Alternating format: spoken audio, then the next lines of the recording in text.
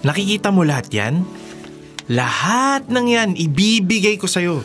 Basta pumayag kang akong maging asawa mo. Wow ang lakas mong mga ako. Para ka namang may-ari ng buong subdivision. Aba, syempre naman. Sa akin na itong buong paligid. At ikaw, syempre. Excuse me, kailan pa ako naging property mo ha? Simula nung nahulog ka sa akin. Wow, kapal ha. Feeling pogi. Aminin mo na kasi, hindi mo ako matanggihan. Assuming ka. Pero mahal mo ako, di ba? Hala ka, may tao ron PDA nito. Sabihin mo muna, mahal mo ako. Fine, mahal kita. Kapal mo. Ako rin. Mahal na mahal kita. O siya, seryoso muna. Ano bang pangarap mo sa buhay? Simple lang naman. Gusto ko ng maliit pero cozy ang bahay. Yung tipong may hardin sa harap, isang sasakyan para sa road trips natin, isang anak na cute, at syempre, isang asawang maalaga at hindi ako iiwan kahit kailan. Susaba, basic. Lahat yan kaya kong ibigay. Sigurado ka? Aba, talagang nagdududa ka pa ha? Slight. Sige ka. Kapag hindi ka naniwala, maghahanap na lang ako ng ibang pang-inspirasyon. Ano ba, Ronel? Tigil, nakikiliti ako. Sabi mo muna, ikaw lang ang mamahalin ko habang buhay. Ang kulit mo. Sige na nga. Ikaw lang. Habang buhay. Yun naman pala eh. Pero seryoso, Ronel. Basta andyan ka lang sa tabi ko, masaya na ako. Kahit wala pa yung bahay, sasakyan at cute na anak? Oo naman. Mahal na mahal kita, Ana. Iwan ko sa'yo. Oo nga pala. Nagyayaya si na Gio ng road trip pa Tagaytay. Padespedida niya bago siya lumipad pa Canada. Pwede ba akong sumama? Oo naman, walang problema. Basta mag-behave ka ha. Loko-loko pa naman yung si Gio. Oo naman. I love you. I love you too.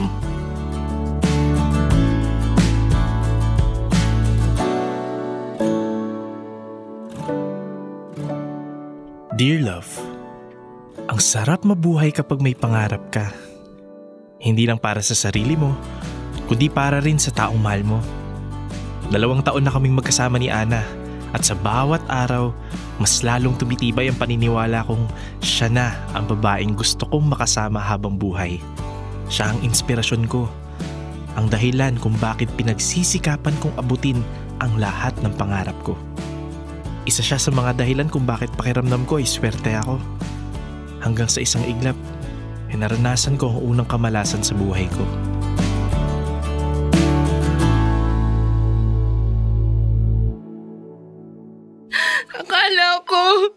Akala ko hindi ka na magigising, Ronel. Tama na yan, Ana. Buhay pa ako. Andito pa ako. Bakit kasi hinayaan mong magmaneho si Gio ng lasing? Alam kong mali kami. Pero ang mahalaga, buhay kaming lahat. Lalo na ako. Ana, pangalawang buhay ko na to. Hindi ko talaga kakayanin kung mawawala ka. Pasensya ka na. Ang tigas kasi ng ulo namin. Hindi mo alam. Hindi mo alam kung gaano kahirap ang mga huling araw, Ronel. Hindi ako makatulog. Hindi ako makakain. Oh, tahan na. Hayaan mo. Kapag magaling na ako, dadalhin kita sa paborito mong restaurant. Ay naku. Ikaw talaga, Ronel. Magpagaling ka muna bago ka gumawa ng plano. Halika nga dito. Ikaw talaga.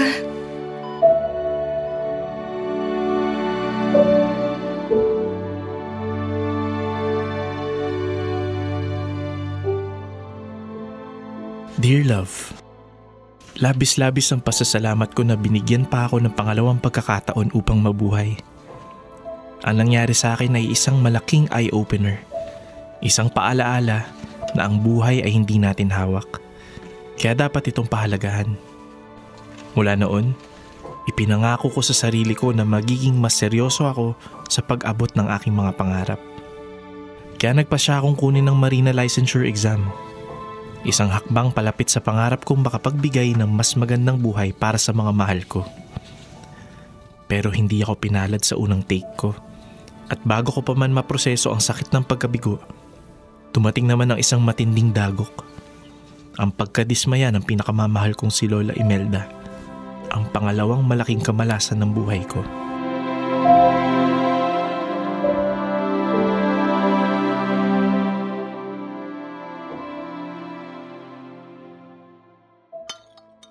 Ano? Hindi ka nakapasa? Akala ko ba naghanda ka ng maigi para dyan? Siguro kinabahan lang talaga ako nung exam. Sus, puro ka palusot.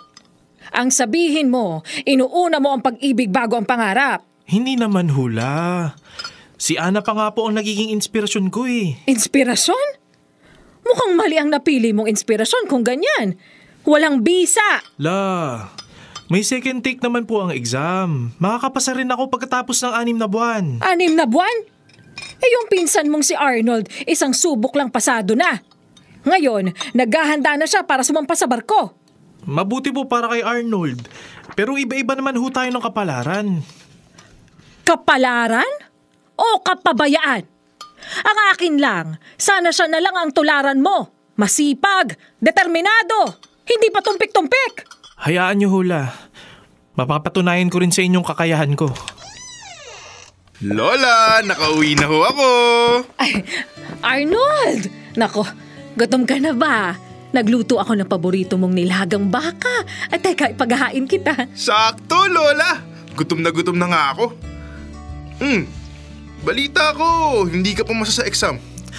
Oo nga eh. Pero babawi ako. Sayang. Mas maganda sana kung sabay tayong pumasa. Tsak, hindi madidisappoint si Lola. Alam ko. Galingan mo kasi, pinsan.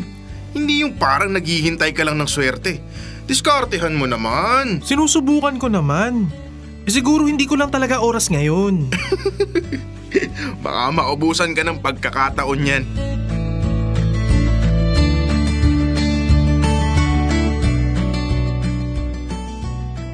Dear love, sa kabila ng masasakit na salitang natanggap ko matapos kong bumagsak, hindi ako nagpatalo.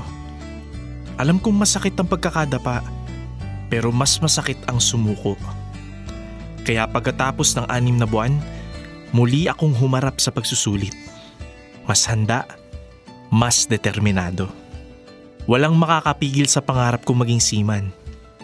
Hindi lang ito para sa sarili ko, kundi para sa hinaharap na pinapangarap namin ni Ana.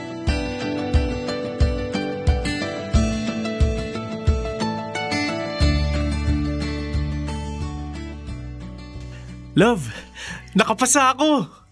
Congratulations. Oh, bakit parang hindi ka masaya? Masaya naman ako. Ana, alam ko may bumabagabag sa'yo. Sabihin mo na. Sigurado ka na ba talaga dito, Ronel? Sa buhay na to? Siyempre. Alam mo kung gaano ko to pinaghirapan. Hindi ako sumuko kahit nung una bumagsak ako. Dahil ikaw ang inspirasyon ko. Matutupad mo na yung pangarap mo, Ronel. Pero kasabay nun, mawawala ka sa akin. Love, para naman to sa future natin. Kailangan lang natin magtiis sandali. Hindi mo naiintindihan. Gusto ko ng buhay na magkasama tayo araw-araw. Hindi yung nakatingin lang ako sa kalendaryo, naghihintay kung kailan ka babalik.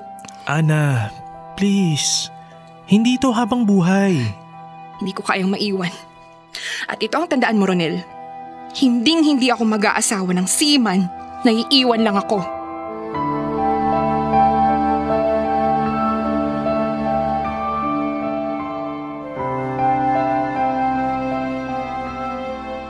Dear love, isa na yata ito sa pinakamasakit na kamalasang nangyari sa buhay ko. Si Ana, ang inspirasyon ko sa bawat pagsisikap ko. Hindi ko inaasahang siya din ang magiging dahilan sa pinakamalaking sakit na mararanasan ko.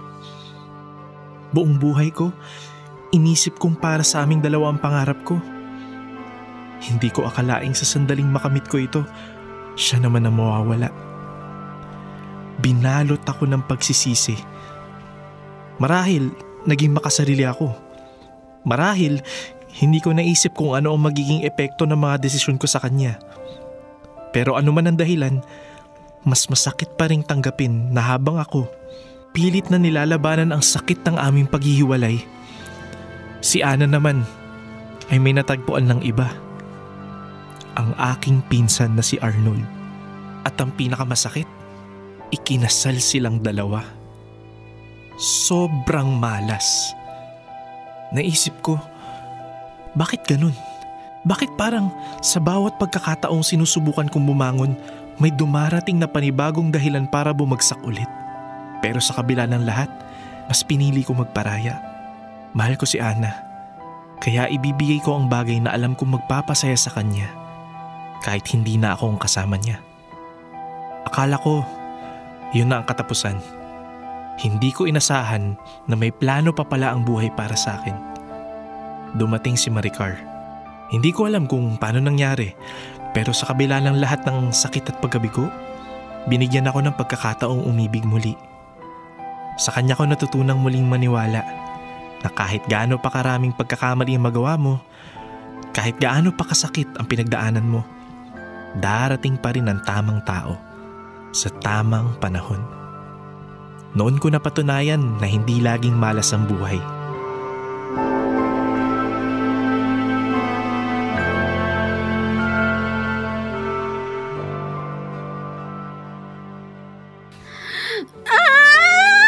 Hindi ko na kaya!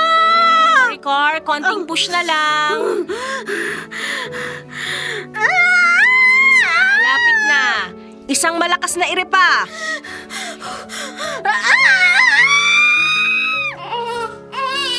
Congratulations, Mr. and Mrs. Gomez. Isang malusog na baby boy.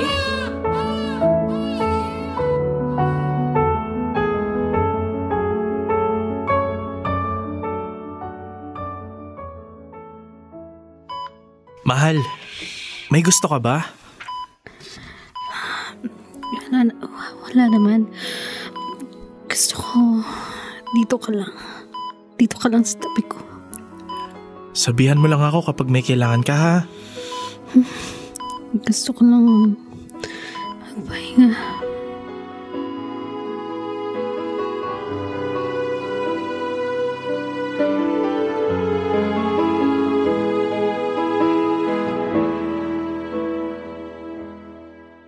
Dear love, namatay si Maricar sa komplikasyon sa panganganak.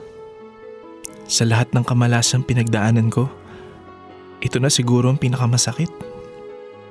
Parang binunot ang kalahati ng puso ko.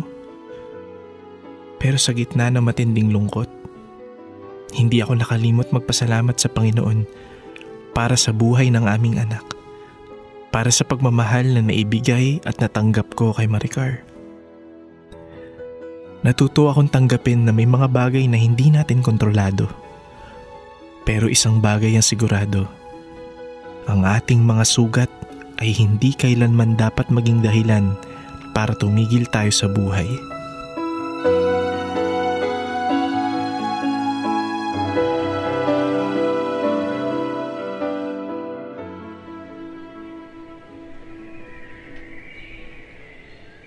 Alam mo ba, Ryan, kamukhang-kamukha mo ang nanay mo.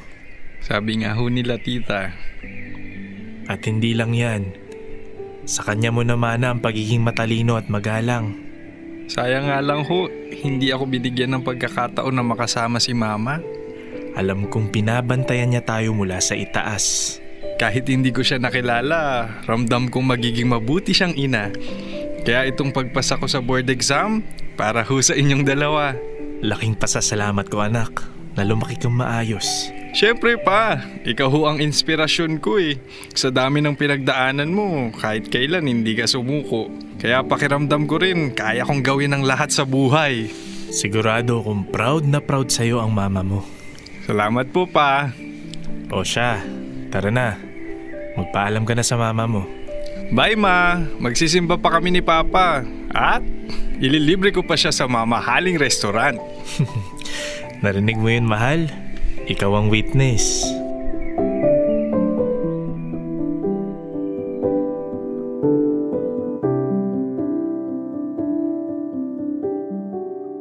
Dear love, sa kabila ng lahat ng dagok na dumaan sa buhay ko, ang mga pagkabigo, ang sakit ng pagkawala, at ang mga pagsubok na halos ikalugmok ko, isang biyaya pa rin ang ipinagkaloob sa akin, si Ryan. Isang mabait, madiskarte at madasalin na bata. Sa kabila ng kawalan ng isang ina, lumaki siyang may mabuting puso at matibay na pananampalataya. Sa bawat araw na kasama ko siya, unti-unti kong nauunawaan na ang buhay ay hindi kailanman nauubusan ng dahilan para magpatuloy. Si Ryan ang naging sagot sa lahat ng sakit at pangungulila. Sa tuwing nadarama ko ang bigat ng nakaraan, siya ang paalala na may liwanag pa rin naghihintay sa kinabukasan. Sa tuwing iniisip kong lahat ng kamalasang naranasan ko, siya ang nagpapaalala sa akin na hindi laging malas ang buhay. Dahil kahit sa pinakamadilim na yugto, may mga biyayang darating na magbibigay ng bagong pag-asa. Ang swerte ko pala.